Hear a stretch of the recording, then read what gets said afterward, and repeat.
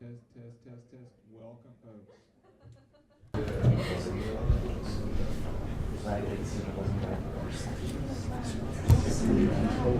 Okay, well, it's 7:03 and thank you. It's hard to be short. And we said it was going to start at 7, so everyone welcome. Thank you so much for coming. My name is Rebecca Curry, and I'm the Public Services Supervisor here in Special Collections and Archives, and we're real happy to be hosting this event. I just have a few housekeeping notes before we start. You may have noticed if you need to go to a restroom, those are located out in the area by the elevators. Drinking fountains are also there and at the end of the hall. Everyone will get a maximum 5-minute time slot, so if you have less than 5 minutes of material, that's perfectly fine. If you have 5 minutes and 30 seconds, that's okay. We won't drag you off the stage. Since we are recording this and posting the video online, we are asking everyone to stick to material that either is original to you or in the public domain. So if you want to get up and sing ye old folk song, that is fine, but unfortunately we won't get to hear your stellar a cappella cover of Wonderwall. Also, this is an all ages event, so if you could just keep that in mind and keep your content appropriate for that context. With all that said, I would like to introduce our first writer, namely William Allen White. So as you can see from your surroundings, we're currently displaying an exhibit that celebrates his literary life. And I think we all know him as a newspaper man, but early on in his career, he actually also wrote poetry. And I'm going to start off by reading a piece that he wrote around 1915, which is called A Song for Kansas Day.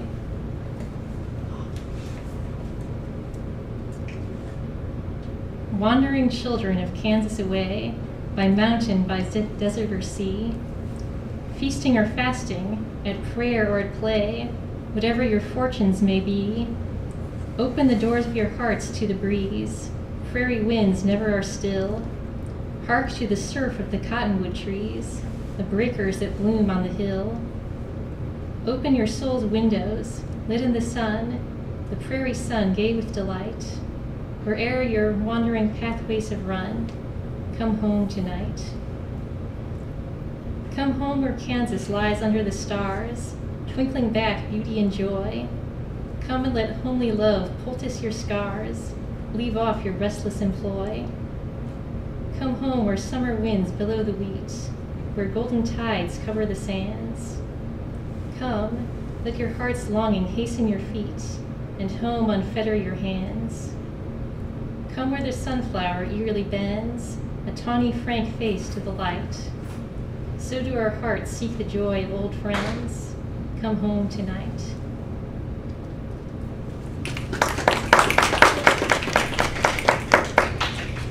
And speaking of Kansas, we are fortunate to have the Poet Laureate of Kansas here with us tonight. He's the chair of the Department of English, Modern Languages, and Journalism here at ESU, leads the poetry and playwriting tracks.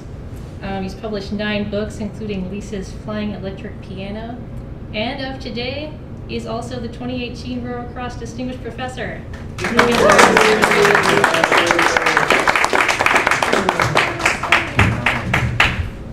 Well, thanks to Rebecca Curry for setting this up for us, and thank you for coming out. This is a great community event, and we appreciate you sharing your art and the art of those around you with us tonight. We have a list, so if for some reason you've gotten here and you're not on the list, let me know, and we will move you into the lineup, because we want everybody to be able to have a chance to share. First off, we've got Curtis Becker, also known as Mr. Becker to those at Northern Heights High School. He's going to read a couple of poems for you, and so let's give it up for Curtis Becker.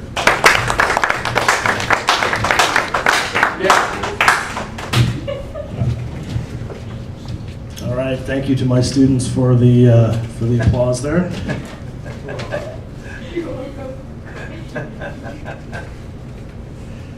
A couple of poems here. The first one is called The Sage of Emporia 2018. On Commercial Street, at the China Dragon, You will make a change for the better within the year. The great aim of education is not knowledge, but action. A great pleasure in life is doing what others say you can't. Big things coming in the future, only a matter of time. Lucky numbers 3, 7, 10, 18. Mixed with rice, bamboo shoots, and egg drop soup.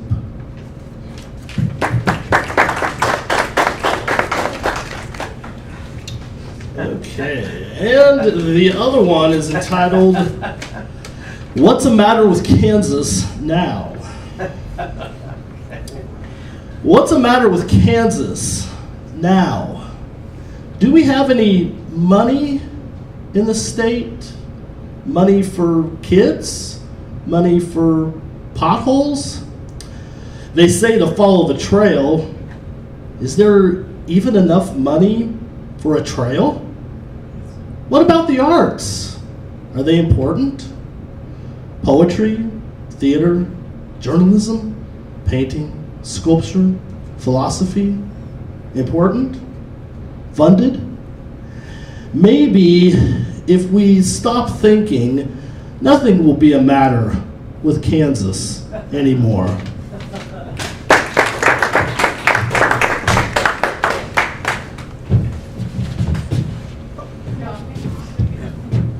Next, we've got our own Rebecca Curry reading Aaron Copeland. And I'll help staff the mic too, so don't feel anxious. I'll get it so you can hear you. Yeah, you aren't rid of me yet.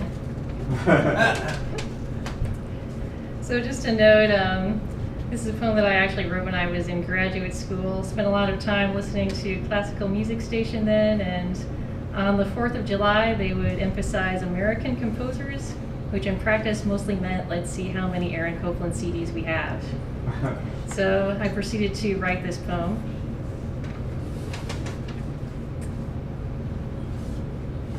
You bring us out into that rumored space. They told us it existed where we ran our fingers over rivers, tried to trace the crags of abstract mountains.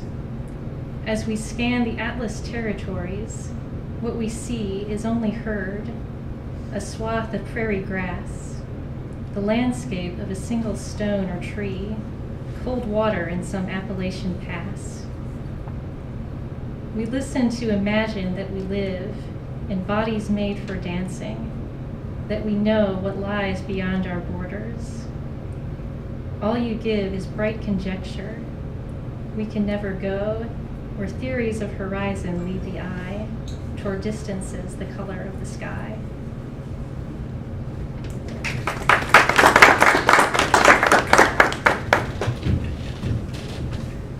Kate Smith said she wanted a little drum accompaniment with her poem called Ghost Story. So let's give it up for Kate Smith.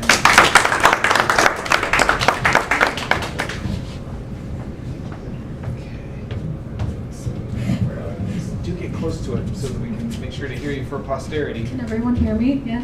Okay.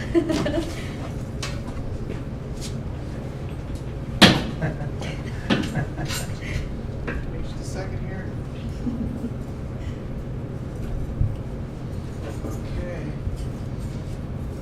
Okay, so this is called Ghost Story. Okay, part 1, residence. A groan with the bedroom door, tapping along the halls, scrapes along hardwood floors, phantom traces along soft skin where you find your way back into my heart between creaky, crooked ribs. Now a host to your restless ghost, banging on cabinets, shattered coffee cups, deafening TV static. I have become a haunted house, and it scares me the way you whisper my name, yet I can never see you, but you never go away. Forever walking through my walls, a poltergeist just always out of reach. Part 2, rosaries. No amount of cleansing and prayers can rid me of you, and now I'm questioning your existence and why it is me you've chosen to haunt. After a few weeks, I found myself wishing for more than just your echoes, performing nightly seances for your presence, where I fell in love with your company, and you convinced me that you're all I'll ever need. And you manifested off my fear of losing you. After an entire year, I pushed away those around me because they could only see the horrors of what this insanity has done to me. They just don't understand. It's so hard to believe in ghosts. Part 3, Reckoning. Until you turned your love into malevolence, wrapping your rattling chains around my throat, leaving bruises I pretended not to see. And you'd always tell me, darling, this is the way love is supposed to be. I can no longer take this possession, holding on to the memories of who I thought you were, a demon of my past. Get out of my head. I use nonstop exorcisms to rid me of you. Part 4, Remembrance. And like that, you were gone. Even now that you're banished, I still find the closet door wide open, where I find your skeleton, where I find myself still clutching your bones, where I find myself unable to be convinced to just lock you out, where I find myself unable to just close the door, where I find myself unable to burn your bones. So until then, I'll leave your side of the bed open, waiting for the moment you return home. Thank you.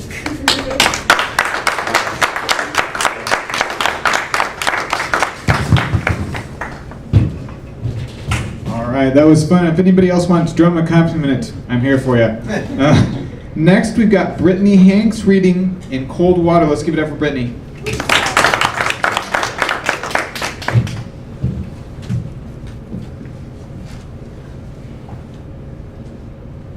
You shed your clothes, leaving them on the floor. You ignore your reflection as you walk into the bathroom. You ignore the messy countertops, the dirty mirror. You step into the empty bathtub, flinching as the cold porcelain touches your bare feet. You turn the water on and you sit down. The water runs cold for several moments, chilling your warm skin. All at once it is hot, way too hot.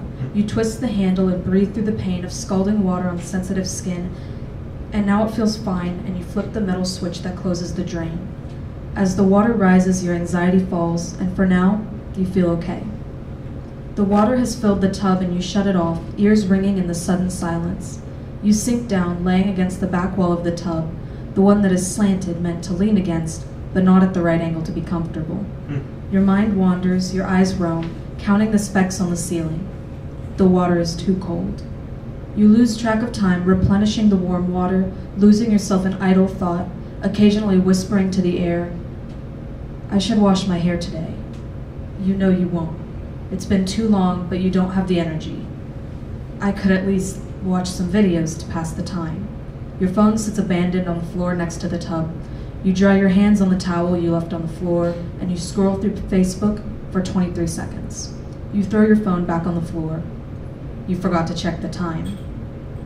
107 minutes after you step in the tub, you sit up. You have forgotten to keep adding warm water and your bath is cold. You open the drain and the tub starts emptying with the most annoying sound you have ever heard. You stay in until the tub is empty and the draining, sucking noise ceases.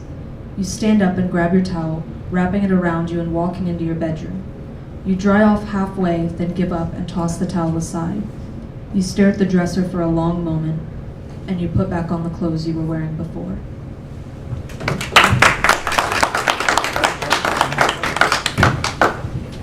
Next up, we've got Sarah Richardson. Let's give it up for Sarah.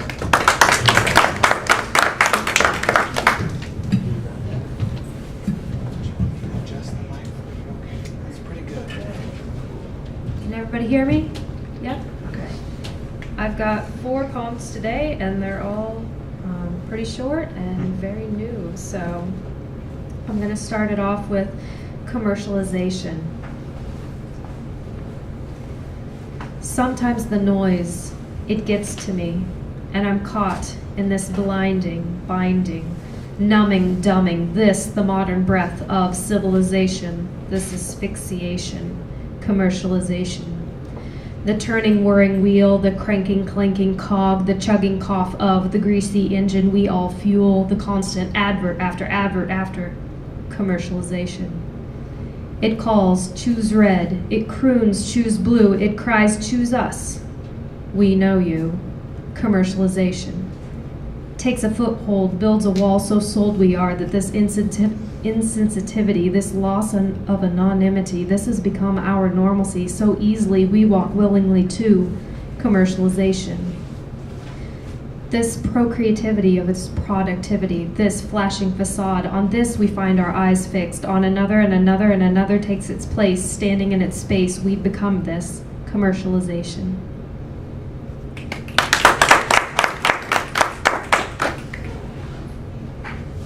The next one is called The Other Side.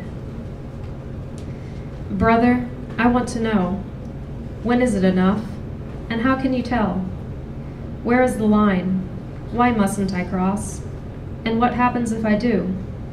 What happens if I'm pushed? Brother, have you seen it? What's on the other side? Is it better there? Are the days bright with birdsong and the trees old and whispering? Is that where words are only spoken softly and palms reach to smooth down hair? Do lullabies echo through quiet halls? Have you seen it? Have you been? Brother, I want to know. I want to go.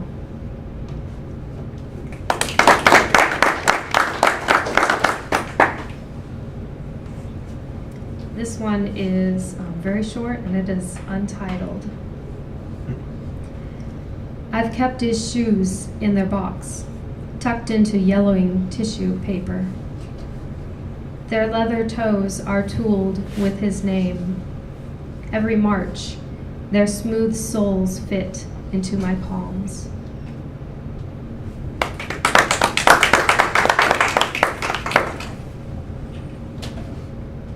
And this last one, I wrote it yesterday, so it also doesn't have a title yet.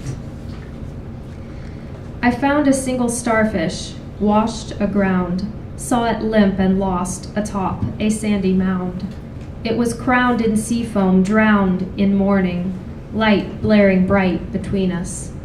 Blinded sight, it couldn't hear how near it sat to the sigh, the sound of tide rising clear between toes, becoming brown. Thank you.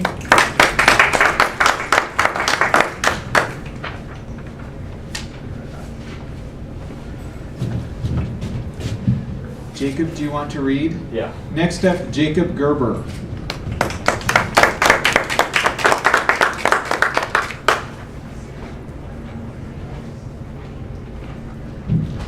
Can you help me with the microphone? Sure. Come right up to it. Don't be afraid of it. There you go. This first one's called Winter Morning. It was quiet when I woke. The house hadn't yet stirred. A light was on in the kitchen, evidence of someone before me, yet I was alone. Outside lay frozen. The cold could be seen in the color of the clouds, but the range seemed pleasant. No winter wind whipped, not even a breeze. Snow had fallen on the fields, fanning out in winding white tendrils, not high enough to eclipse the tall grass. Inside stood snug, layered against the frost that lay beyond. In the corner of the house, an exhausted fire sighed its final embers, a cozy in the quiet of the lazy morning. Steam from a hot breakfast fogged the windows, matching the shade of a shivering sky, was shooting warmth into the gray room. The still of this silent winter morning left me sitting solitary in the kitchen, still lost in the contents of a late night dream.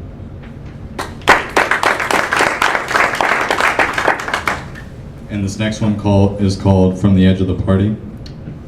The best of my friends throw parties in fields blocked by corn stalks, lighting bonfires big enough to blot the moon with smoke, dozens shouting meaningless words towards millions of stars, burning lungs with cigarettes, throats with liquor.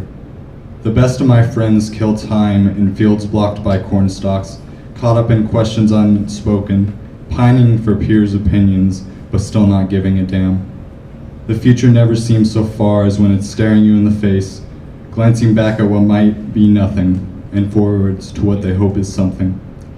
The best of my friends don't know where they're going, and neither do I. We burn night air with bonfires and our bodies with the carefree thoughts of youth, letting smoke speak to the sky and questions go unanswered, even if just for the night.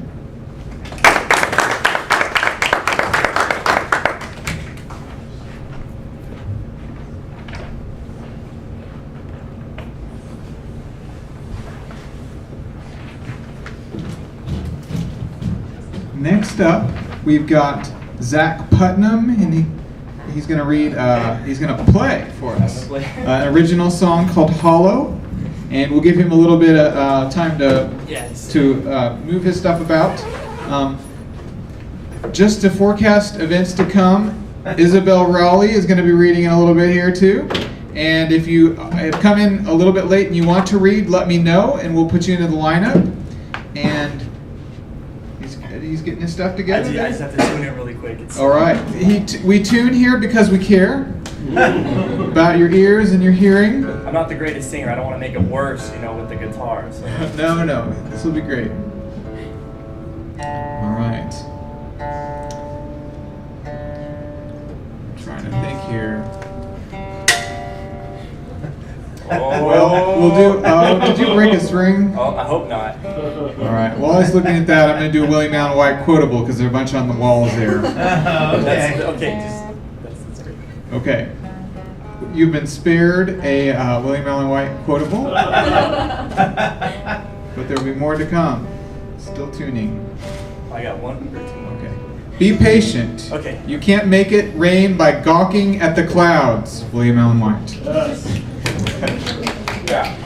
Okay, it's all yours. Do you want me to help you with the microphone? I can make sure it's the right height. Come on. There you go. Hello. Rock on. Well, I kind of came here on a spur of the moment thing. I just took my niece to her performance in Lebo, and I heard about this on a little flyer I saw, so I was like, I'm gonna go. So, wasn't sure what all you guys allowed. I didn't know if music was a thing that you guys allowed here, but I heard the poems, and I figured I kind of played pop music, so this is the only one that's kind of fitting for the mood, and it's called Hollow.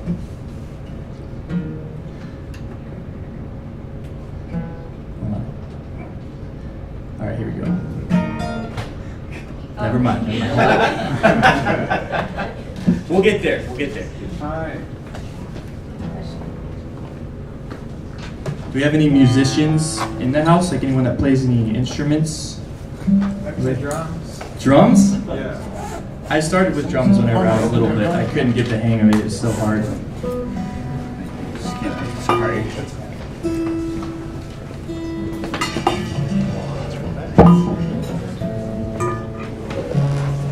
That's the one that popped. Sorry.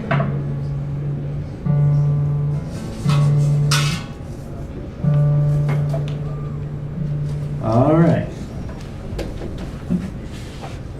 Let's try that one more time.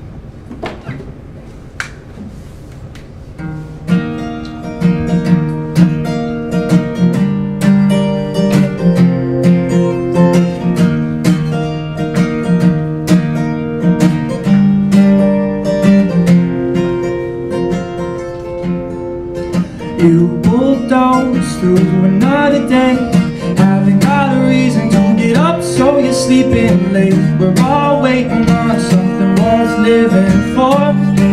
Oh, maybe we're broken, maybe it's fate, maybe my entire life is one big mistake. I've been wondering a lot, 'cause I'm not sure what to do when there is no pill you can swallow, no yellow brick road to follow. We could all be there tomorrow. Yeah, I wanna believe in my heart. There's no happiness without sorrow, no light at the end of the tunnel. We could all be there tomorrow. Yeah, I wanna believe in my heart, but my head is hollow.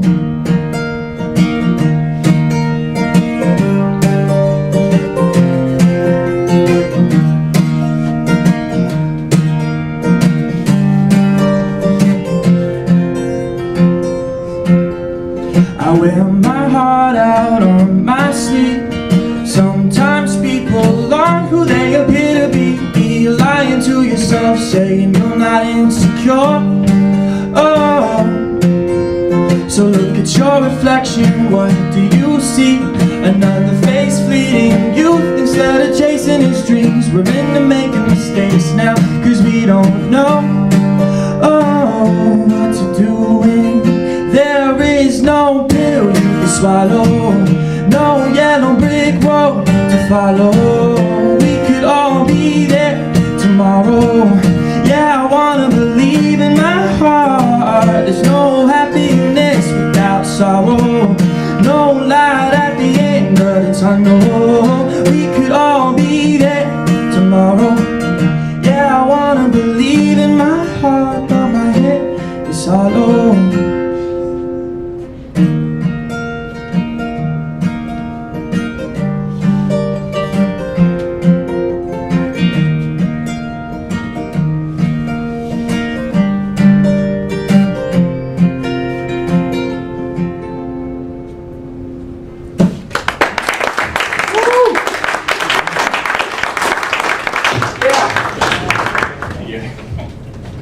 All right, next we got Isabel Rowley. Let's give it up for Isabel.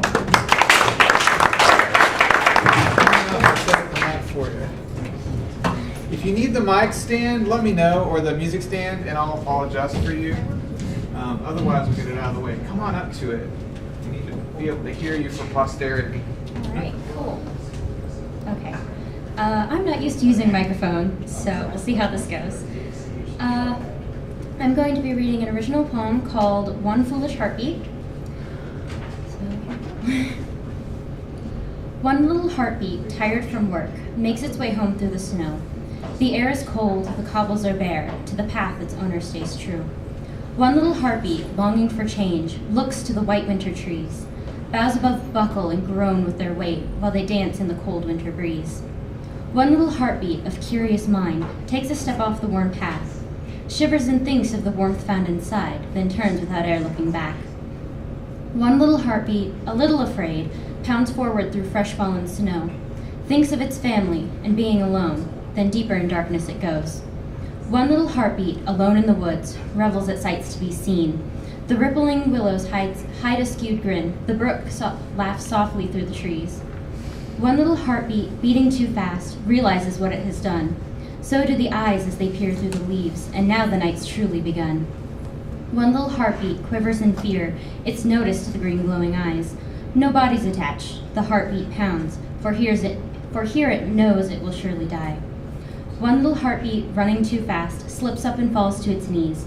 The darkness surrounds, the trees start to howl, and the heartbeat lets out one last scream. One little heartbeat, beating no more, seeps slowly into the dirt.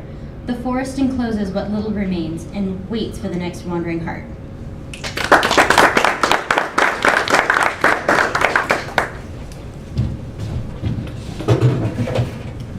We've got a few folks that are going to read after a little intermission, so stick around. I'm going to read one, and then Jorge and I are going to play some drums, and then we'll do a few off the video, and then we'll be good. So good evening with you all. I'm really enjoying hearing all of you.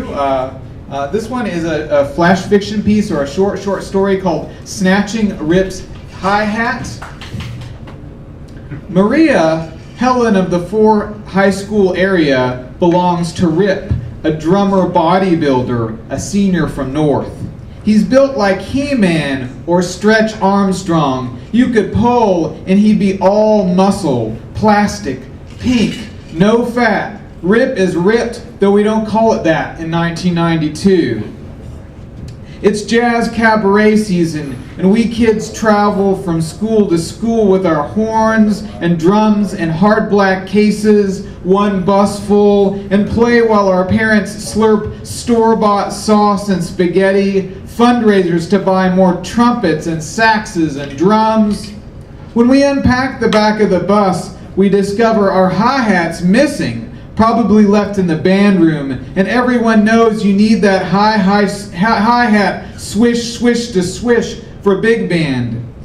North is Rip's school, and so his set is up front, an all burgundy maple drum set with zillion A's and Z's, top notch. Everyone knows you don't borrow or lend cymbals or drums. They get bent or dented or walk off.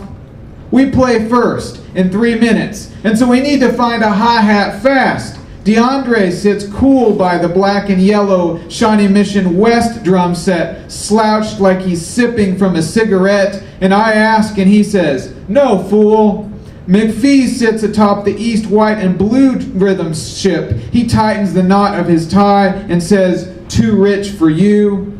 1 minute left and I don't see Rip, but see beautiful Maria in his spot. Her silhouette like a glimpse caught from a dollhouse window. Her hair dark like the Missouri River. Her eyes like those winks of light distant planes flash at night. Part star, part mechanical, metaphysical magic. You see me, you see. Rip's hi-hat is all modern, a dry cymbal on bottom, a bright one on top, something popular for those with the cash. I reach for the hi-hat neck just beneath the cymbals, clamped shut, and pick the heavy metal bugger up with one swoop and lug it over to our school's set.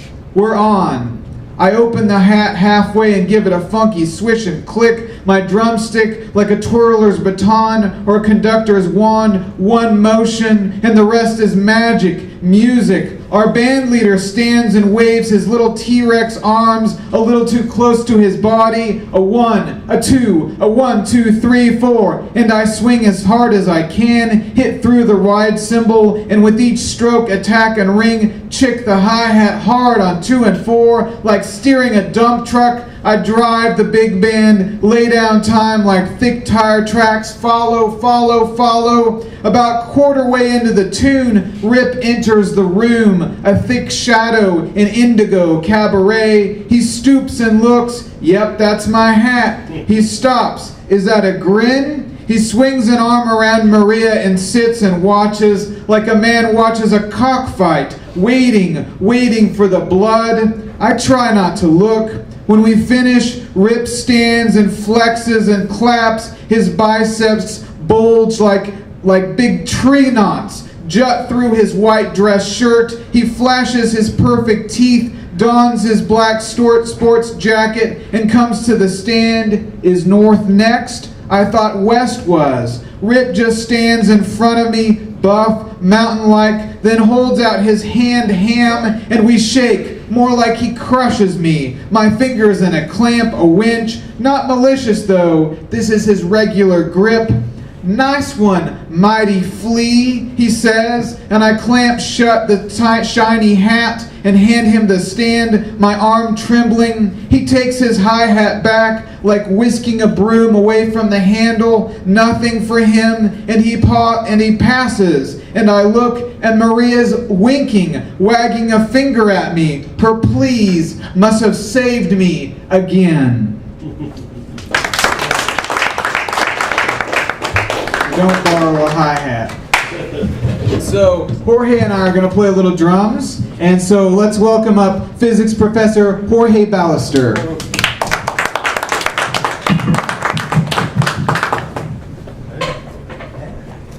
Let's see, scene change, set change. Don't roll off of that.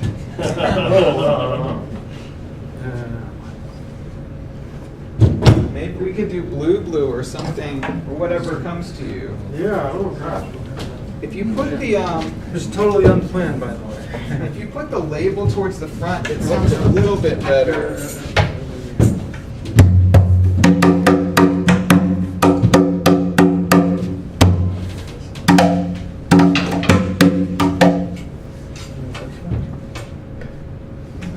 Where we'll go. We could do blue, but we can do anything. Yeah, I need to get the sound up.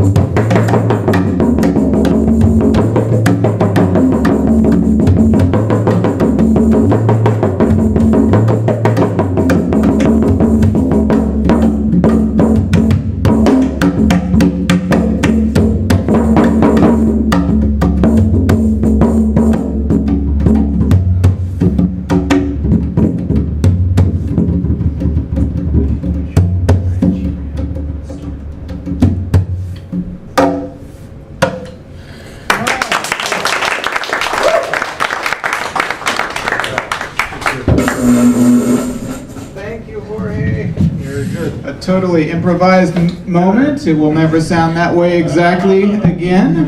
And now we're moving into, well, first we want to say thank you everyone for playing and performing. I think we have one new set. Oh, do you have a new person? All right. Oh, we've got another person or two.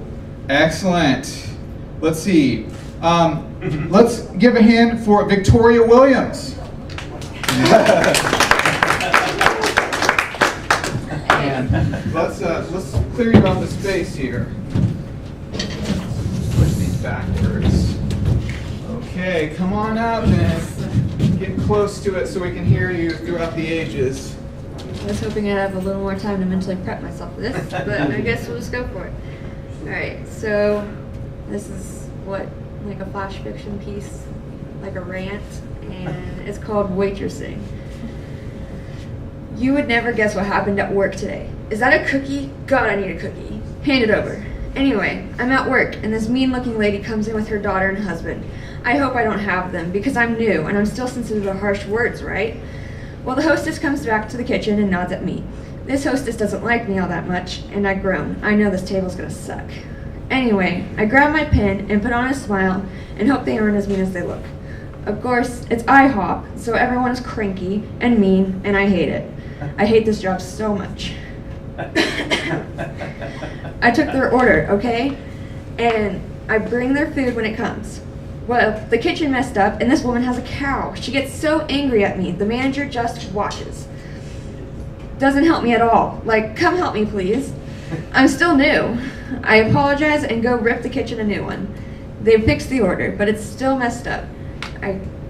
I get chewed out by this angry woman again. I've had a crappy week, such a crappy week. Finally, she says it's whatever, and they are just going to pay. I give them the check, and she throws it back at me. I'm about to cry now, and I ask what's wrong. She insists that she shouldn't have to pay for all the times I messed it all up. Her words, not mine. So I go talk to the manager, and she takes it off the check. I go back, timid as a mouse, right? The scary woman smiles at me and tells me she wants to give me my tip. She tells me to hold out my hand. My manager watches nervously. Can I have another cookie? Please? Thanks. She puts a penny in my hand. I sigh with relief. I could live with that. I just wanted her to leave. The daughter stares at me sympathetically. Then, the woman, still holding my hand, which is kind of creepy to be honest, pours syrup all over my hand. The manager walks up and throws the mother out as I start to cry. The girl hands me $3 and apologizes for her mom. I can't even stop the tears enough to thank her. I'm so tired. These people are so rude. My hand is still sticky even though I washed it 3 times and it smells like boysenberry. I hate boysenberry. I really needed to drown myself in a cup of wine at this point. And I wanted to quit, but I need money. I hate it. I really do. Why are people like this? I swear. People look at me and say, I need her to be my waitress. She's new. I want to crush her hopes and dreams. As if they haven't already done that. Anyway, that is the story of why I was sent home from work early. Hand me another cookie.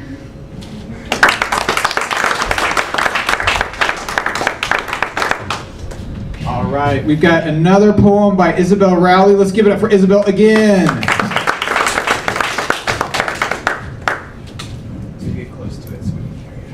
Okay, so this one is actually a short flash fiction piece, and it's called I'm Sure He's Fine. I usually would have stopped. The poor dear had fallen, and was laying face first in the mud. He seemed strong enough to get up on his own, and with the rain pouring down like that, I surely would have slipped if I had tried to help him. Rushing in never does a person any good, right? He lay there for a while. I watched him, but he wasn't really moving. He must have been real tired, or he wouldn't lay like that in a forsaken mud puddle. Normally I would have stayed to make sure he got up all right, but it was getting dark and I couldn't see all that well without my glasses. I had left them at home earlier. Obviously I would have left him with my umbrella, but the puddle was really deep and I had just gotten the boots I was wearing the other day. No need to get them dirty when the man was all right. He would surely be fine. There were plenty of people passing the alleyway, and someone was sure to see him. I continued home, and as I approached my front door, I wondered if I should call someone. As I stepped inside and hung my raincoat to dry, I decided against it. It was almost 9:30 in the evening now, almost 2 hours since I had seen the man. He would be all right, and I didn't want to bother the authorities at this hour. I mean, under any other circumstances I would have taken more action, so surely someone else had done it already.